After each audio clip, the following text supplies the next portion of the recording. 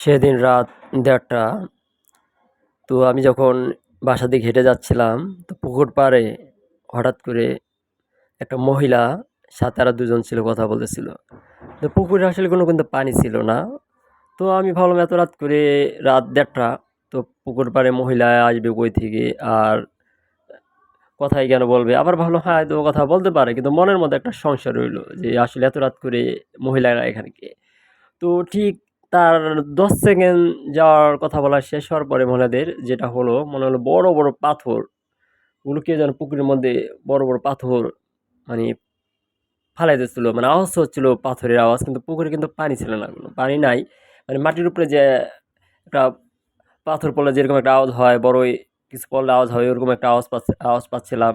মানে ওগুলো বেশ পড়তেছিল। তো আমি তখন মোটামুটি ধারণা করে নিলাম যে আসলে এটা কোনো মানুষ না, আসলে আমি হয়তোবা ভূত, প্রেত বা জিন এদের খপ্পরে পড়ে গেছি। তো আসলে জায়গাটাও খারাপ। কারণ ওই জায়গাটা এর আগে অনেকেই একটা বাঘ দেখছে। ওখান থেকে প্রায় ৪ থেকে ৫ মিনিট একটা এরিয়া আছে। ওইদিকে আবার মন্দির আছে। একটু দূরে একটা মন্দির আছে। তার ওদিকে আরেক ফকির ছিল অনেক আগে, মানে কবিরাজ ছিল। আ তো ওখান থেকে ওই এরিয়া পর্যন্ত, আমি যে এরিয়া বলতেছি, তার থেকে আরো ২ মিনিট সামনে পর্যন্ত মানে একটা বাঘ অনেক সময় অনেকে দেখছে। যেটা আসলে এটা কিন্তু প্রকৃত বাঘ না। মানে যে ওখানে যে জিন বলি বা ভূত বলিও আসলে ওই রূপটা ধারণ করে। তো সেদিন ঠিক আমার সাথেও সেম একটা ঘটনা ঘটছিল। তো আ সেদিন গান শুনতে গেছিলাম পাশের গ্রামে। তো চলে আসবো, কিন্তু ওরা আসতে দিচ্ছিল না। আস্তে, আস্তে প্রায় রাত তখন ১:৩০।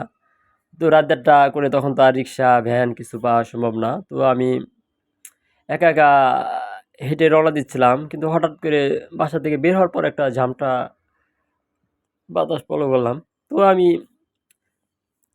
হাঁটতেছিলাম রাস্তায়। তো কোথাও মানে এর আগেও ২ টা স্পট ছিল, জায়গা ছিল যেখানে একটু মানে মানুষ অনেক সময় অনেক কিছু দেখে, ভয় পায়। অনেকে নিষ্কান্ধা বলে। ওই জায়গাটাও আইছি। কিন্তু ওখানেও কিন্তু তেমন কিছু ছিল না। হালকা একটু আওয়াজ পাইছি, কিন্তু ওরকম কিছু দেখি নাই। তো এরপরে মানে যে জায়গাটা এর আগে কখনো মানে গ্রাম এলাকায় যাতায়াত করা অনেক যায় আসি, কিন্তু ওই জায়গাটা এরকম কখনো আসে নাই।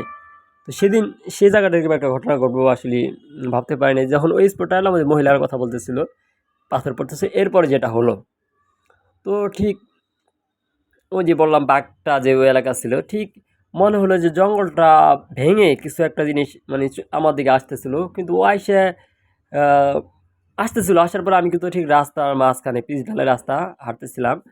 তো মানে বাঘ যে ও দৌড় দিলে মানে জোরে দৌড় দিলে মানে জঙ্গল মঙ্গল যা থাকে যা ভেঙে চলে যায়, ঠিক ওইভাবে ও সেম ধরে আসছিল। তো কাউরা দিয়ে আমার দিকে ঢুকবো, তো আমিও কিন্তু মানে আল্লাহর নাম আমল করতেছিলাম। তো আমিও মনে মনে না, আমি প্রকাশ্যে বললাম যে রাস্তার মাঝখানে আসবি তো লাত্তি, কোনো কথা নাই। মানে আমি ভাবলাম যে ভয় পাইছি তো সমস্যা, ভয় তো পাওয়া যাবে না। তো আমি দোয়া পড়তেছিলাম, দোয়া পড়তেছিলাম।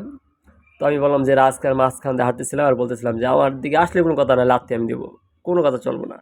তো দেখলাম ইউটার্নে আবার চলে গেছে, চলে যাওয়ার পরে আবার প্রায় ১ মিনিটের মধ্যে আবার ওই পাথর আশেপাশে পড়তেছিল, মানে পাথর আওয়াজ পাচ্ছিলাম। তো কিছু দূর যাওয়ার পরে আসলে আমার একটা বটগাছ ছিল, বটগাছের ওখানে আমি দাঁড়ালাম। এবং আমার এটা কিন্তু আসলে সত্যি একটা অরিজিনাল সত্যি ঘটনা। এই ৬ মাস আগে ঘটনা, ৬ মাস আগে ঘটনাটা ঘটছে। তো যখন দাঁড়ালাম তখন মানে আমার শরীরে প্রচুর রাগ হয়ে গেছে গা, যে আসলে জিন থাকতে পারে, ভূত থাকতে পারে, মানুষ তো সৃষ্টির সেরা, যে মানুষের আর তো কোনো শক্তি নাই গা, ঠিক আছে? তা আমি কেন ভয় পামু? আর আমি তো আল্লাহর দোয়া কোরআন আয়াত পড়তেই আছি। তো আমি তো আইদল করছি আর দোয়া পড়তেইছিলাম। তো যখন দাঁড়ালাম তখন যে জিনিসটা দেখলাম যে আরো আগাইতেছে না, মানে আমাদের এগিয়ে হচ্ছে না। তো হঠাৎ করে পাশে, বটগাছের পাশে অনেকগুলো মানে বাগান ছিল, এই গাছ, মানে কাঠ গাছ। তো ওখানে ঝামটা একটা বাতাস, জোরে একটা ঝামটা একটা বাতাস দিল, এবং বাতাস দেওয়ার পরে দেখলাম যে না, আর কিছু নাই। পরে আমি আসলে বাসার দিকে চলে এসেছি। তো আল্লাহ পাক আমার সহায় ছিল, হয়তোবা কোনো ক্ষতি হয় না বা করে নাই। কিন্তু আসলে রাত বিরাতে অনেকেই বলে কিছু দেখি নাই, দেখা যায় না। কিন্তু কখন যে সামনে আসে বলা যায় না। সবার উচিত সাবধানে চলাচল করা। আসলে ভূত, প্রেত বলি, জিন বলি, আসলে জিন কিন্তু আছে। এগুলো মানতে হবে।